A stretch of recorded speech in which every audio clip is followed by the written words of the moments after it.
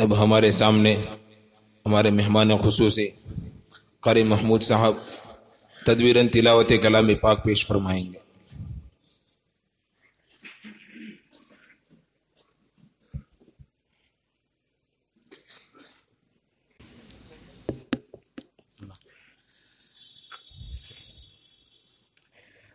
أعوذ بالله من الشيطان الرجيم بسم الله الرحمن الرحيم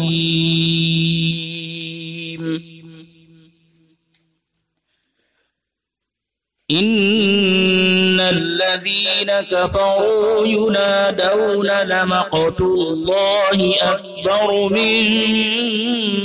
مقتكم أنفسكم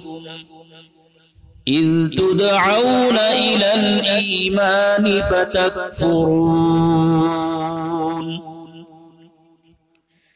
قالوا ربنا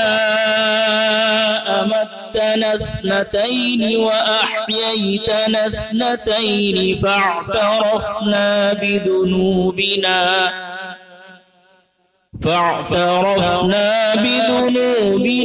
فهل إلى خروج من سبيل ذلكم بأنه إذا دعي الله وحده كفرتم وإن يشرك به تؤمنوا فالحكم لله العلي الكبير هو الذي يريكم آياته وينزل لكم من السماء رزقا وما يتذكر إلا من ينيب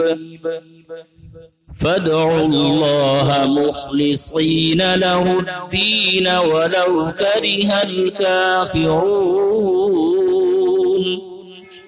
رفيع الدرجات ذو العرش يلقي الروح من أمره على من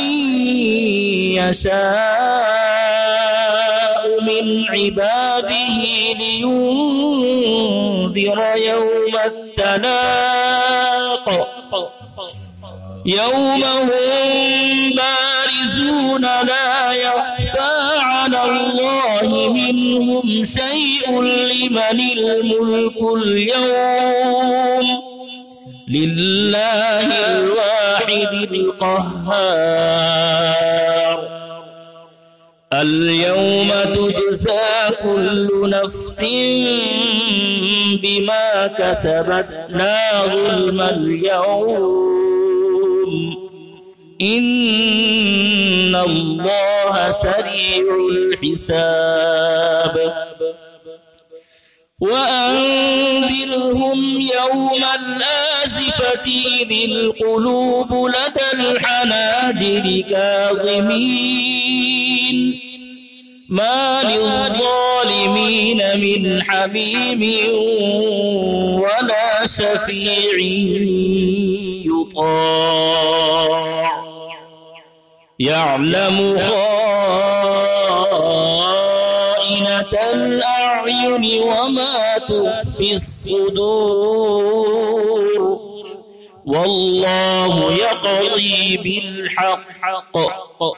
والذين يدعون من دونه لا يقضون بشيء إن الله هو السميع البصير صدق الله العظيم. ما شاء الله.